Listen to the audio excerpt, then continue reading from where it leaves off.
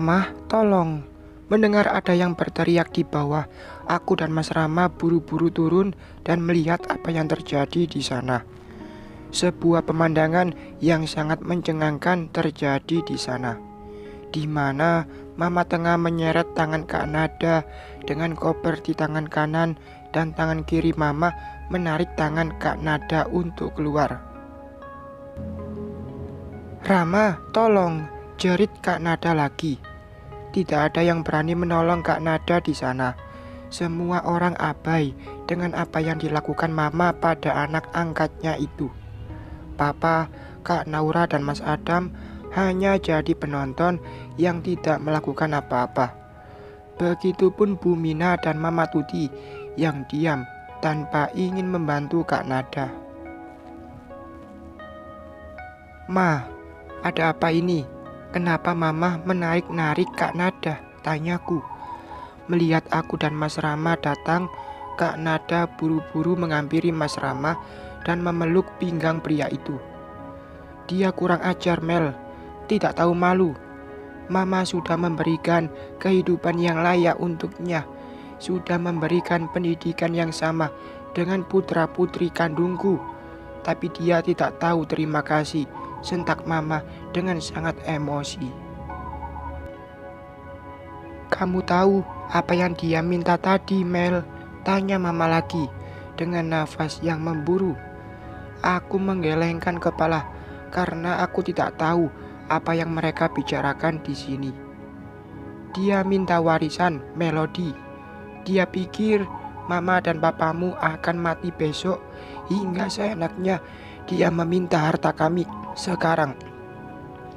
Tidak tahu malu, ujar Mama mengempaskan koper berisikan pakaian Kak Nada. Aku menggelengkan kepala, tidak percaya dengan apa yang Kak Nada pinta pada kedua orang tuaku.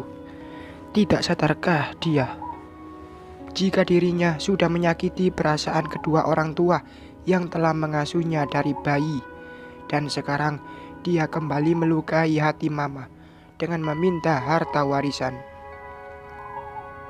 Ya Allah, Kak, di mana pikiran Kakak? Tanyaku dengan sesak di dada. Aku saja tidak berani meminta itu kepada Mama dan Papa. Jangankan untuk minta, sekedar meminjam uang pun tidak pernah aku lakukan. Salahku di mana? Aku butuh uang untuk bekal hidupku. Apalagi tadi aku dengar pembicaraan Papa dan Mas Adam yang katanya akan memberhentikanku dan Rama dari perusahaan tempat kita bekerja. Bagaimana aku akan melanjutkan hidupku kalau kalian merampas semuanya dariku? Rintih Kak Nada yang masih dalam pelukan Mas Rama. Apa? Papa akan memberhentikanku dari perusahaan? Salahku apa, Pak? Kini Mas Rama yang ikut mempertanyakan. Salahmu pada perusahaan tidak ada, tapi kesalahanmu kepada Melody tidak bisa termaafkan. Sudah mengkhianati Melody, itu berarti kamu sudah mengkhianati Papa juga. Maka dari itu, Papa berhentikan kamu dari perusahaan milikku. Silakan cari pekerjaan lain di perusahaan lain. Surat pemecatanmu akan keluar besok. Pa, jangan seperti itu, Pa. Jangan satukan masalah keluarga dengan pekerjaan, Pa. Ini tidak adil. Mas Rama mengejar Papa yang hendak pergi. Papa membalikkan badan dan berkata, perusahaan itu milik keluargaku. Jika kamu menyakiti salah satu dari mereka, maka kamu akan kehilangan pekerjaanmu. Paham? Aku akan memperbaiki kesalahan yang aku buat, Pa. Aku akan bertanggung jawab dengan menikahi Nada, dan aku pun akan menjadi suami dan ayah yang baik untuk Melody dan Raka, ujar Mas Rama menghentikan langkah kaki Papa. Papa berbalik dan tanpa diduga Papa memukul wajah Mas Rama. Serakah kamu, Rama? Suara Papa menggelegar memenuhi ruangan ini. Aku tidak mengizinkan kamu untuk menduakan Melody. Silahkan kamu pergi, bawa kekasihmu dan tinggalkan putriku, ujar Papa dengan menatap tajam Mas Rama. Kedua tangannya terkepal seiring dengan rahangnya yang mengeras. Sejak tadi, Papa mencoba meredam amarahnya dengan tetap diam. Namun, pernyataan Mas Rama yang akan menikahi Kak Nada dengan tetap mempertahankan pernikahan denganku tentu membuat Papa murka. Papa tahu watakku. Aku tidak akan bisa berbagi dengan orang lain. Apalagi ini soal rumah tangga. Memang dibolehkan, tapi aku tidak menginginkan itu. Jika suami sudah tidak bisa setia, lebih baik aku pergi mencari kebahagiaanku sendiri. Tapi, Bah, diam. Pergi sekarang juga dari rumah anakku, ujar Papa menunjuk ke arah luar. Enggak, Pak. Rama akan tetap tinggal di sini bersama Melody dan Raka. Tapi aku tidak mau, Mas. Aku tidak ingin hidup denganmu lagi, ujarku menjawab ucapan Mas Rama. Mel, silakan pergi dari sini. Akan aku kembalikan uang yang pernah kamu berikan untuk membantu pembangunan rumah ini, ujarku dengan dingin. Rumah ini sebagian besar dibangun dengan menggunakan uangku. Adapun Mas Rama pernah mengeluarkan uang, itu hanya sebagian kecil untuk biaya akhir penyelesaian rumah ini. Tidak, Mel, aku akan tetap tinggal di sini. Kalau begitu, aku yang akan pergi dari sini, dan kamu harus membayar semua uangku. Kamu tahu kan berapa uang yang aku keluarkan untuk membangun rumah ini? Mas Rama diam. Dia tahu tidak sedikit uang untuk membangun sebuah rumah. Baiklah, aku yang akan keluar dari rumah ini, dan kamu harus mengembalikan uangku sekarang juga, ujarnya kemudian. Aku kembali ke atas, mengambil cek yang sudah aku tulis nominal uang yang pernah aku pakai, lalu kembali dengan memberikan kertas tersebut. Aku sudah melebihkan dari yang kamu berikan, semoga bermanfaat. Mas Rama mengambil kertas tersebut dan membacanya. Ia mengusap wajahnya dengan begitu kasar, lalu kembali menatapku lekat. Kamu yakin akan berpisah dariku, Mel? Aku mengangguk pasti. Meski sakit, ini adalah pilihanku. Kamu sudah tidak mencintaiku lagi. Ada, tapi rasa sakit dan benciku lebih besar dari rasa cinta itu. Tidak, aku sudah tidak mencintaimu lagi. Secepat itu kamu menghapus aku dari hatimu, Mel? Tanyanya lagi. Mas Rama semakin mendekatiku. Aku masih dalam posisi awal, memalingkan wajah ke sembarangan arah. Lihat aku, Melody, tatap mataku. Aku tidak bisa. Aku akan menangis jika melihat wajahnya. Bagaimanapun juga, perpisahan ini tidak pernah aku rencanakan dulu. Dulu aku selalu berharap pernikahanku dengan Mas Rama adalah pernikahan terakhirku. Tidak ingin ada perpisahan ataupun pertengkaran. Namun kini kisahnya sudah berbeda. Ternyata dikhianati, sakitnya luar biasa. Aku seperti hidup tapi tidak bernafas. Terasa begitu sesak. Mel, lihat dan katakan padaku saat ini juga. Bilang kalau kamu sudah tidak mencintaiku lagi. Lihat aku, Melody. Mas Rama memegang kedua tanganku, lalu ia menangkup wajahku agar bertatapan dengannya. Ayo katakan, Mel. Berulang kali aku menarik napas untuk menetralkan perasaanku. Aku tidak boleh goyah hanya karena bertatapan dengannya. Kulihat wajah tampan di depanku. Ku ingat lagi bagaimana dia telah mengkhianatiku. Bayangan dia tidur dengan Kak Nada muncul kembali, membuat sekurat kebencian semakin tertanam di hatiku. Aku tidak mencintaimu. Rasaku hilang setelah kau mengkhianatiku. Kau bagiku sudah tidak memiliki arti apapun lagi. Silahkan jatuhkan talakmu sebelum kau pergi. Aku siap lahir batin berpisah darimu. Tidak ada air mata. Aku mengucapkan kata itu dengan sangat fasih dan jelas. Mas Rama mengendurkan pegangannya di pipiku. Matanya terpejam dengan rapat. Keheningan tercipta di ruangan ini. Tidak ada suara apapun kecuali suara nafas yang saling bersahutan. Semua orang menunggu ucapan yang akan keluar dari bibir Mas Rama. Keberadaanku dan Mas Rama menjadi perhatian semua orang yang ada di sini. Melodi Kirani Suryadinata. Aku jatuhkan talak 1 terhadapmu. Dek, lepas. Lepas sudah gelarku sebagai istri Mas Rama. Lepas juga tanggung jawab dia terhadapku mulai saat ini. Di sudut hatiku yang terdalam ada rasa nyeri yang tidak bisa aku gambarkan. Perpisahan yang menjadi mimpi buruk kini sudah terjadi padaku.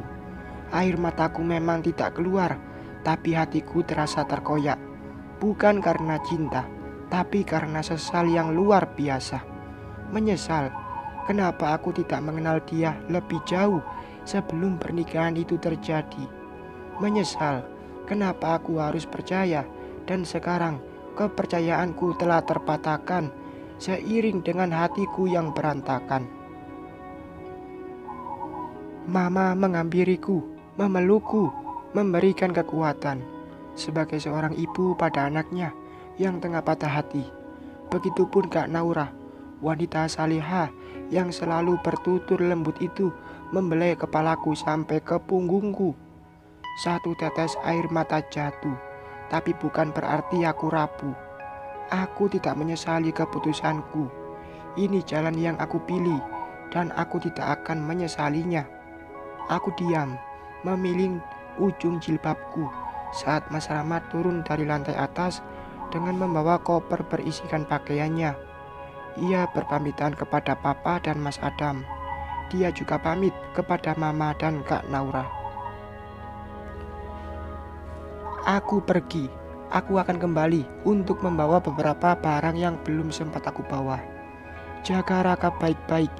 Selamat bertemu di pengadilan nanti, ucapnya dengan suara yang nyaris tidak terdengar. Ya, hanya kata itu yang bisa aku keluarkan.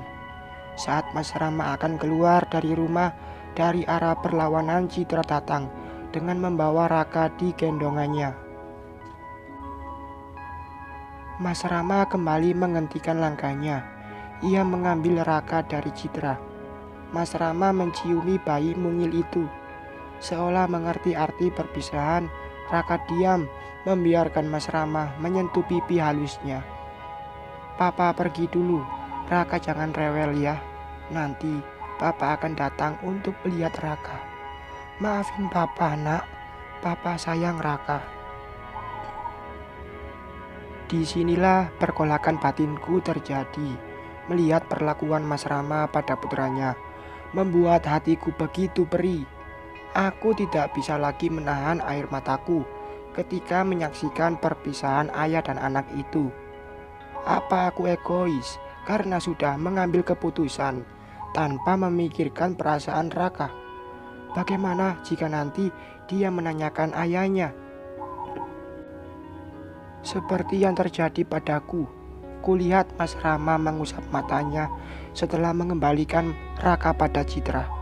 Untuk yang terakhir kalinya, Mas Rama kembali mencium Raka dan akhirnya ia kembali melanjutkan langkahnya dengan menenteng koper miliknya. Di belakang Mas Rama ada Kak Nada dan Mama Tuti yang mengekor langkah lelaki itu. Hatiku kembali tergores saat melihat Bu Mina menyaksikan kepergian putra semata wayangnya itu. Lihatlah, jangankan untuk mengajaknya pergi, pamit kepada wanita itu saja Mas Rama tidak melakukannya. Wajah sendu serta air mata Bu Mina tidak meluluhkan hati Mas Rama untuk melihat dan menganggap kehadirannya di sini. Dengan mengintip dari balik gorden, Bu Mina menangis. menyaksikan kepergian putranya yang tidak melihatnya sekalipun. Berikan Raka padaku, Cit. Citra memberikan Raka. Aku menggendong buah hatiku yang selalu terlelap dalam mimpi indahnya. Nak, ibu juga akan pergi. Aku mendongak melihat pada wanita yang kini menatapku juga. Ibu akan pergi kemana? Tanyaku. Ibu akan pergi ke...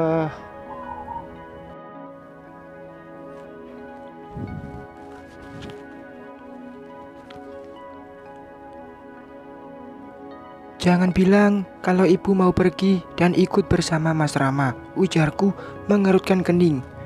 Bu Mina menunduk seraya menggelengkan kepala. Lalu, ibu ingin pergi dari sini karena ibu malu sama kamu dan keluargamu. Rama sudah sangat mengecewakan dan menyakitimu, nak. Ibu tidak akan pergi ikut dengan Rama, tapi ibu akan pergi ke kampung saja, ke Cianjur, tutur Bu Mina. Tidak, Bu. Mel tidak mengizinkan ibu pergi dari sini. Tetaplah di sini, Bu. Tinggal bersama Melody dan Raka, cucu ibu. Benar, Bu Mina. Tetaplah di sini. Saya tahu ibu orang baik, tidak seperti anakmu yang kurang ajar itu. Saya tidak akan keberatan kamu tinggal bersama putriku. Toh, ada cucumu juga di sini. Mama menghampiri dan mengatakan jika ia pun setuju dengan apa yang aku katakan pada Bu Mina. Awalnya Bu Mina bersikeras untuk keluar dari rumahku karena malu dengan kelakuan putranya. Namun setelah aku bujuk, akhirnya ia pun luluh dan tetap tinggal bersamaku. Setelah kepergian Mas Rama, Papa dan Mas Adam pun bersiap untuk pergi. Katanya akan mengurus beberapa hal mengenai pemecatan Mas Rama dan Kak Nada. Ini sudah hampir malam, Pak. Apa tidak sebaiknya dilakukan besok saja? Tidak bisa, Mel. Ini menyangkut kemajuan perusahaan kita. Posisi Rama di kantor itu termasuk posisi yang penting.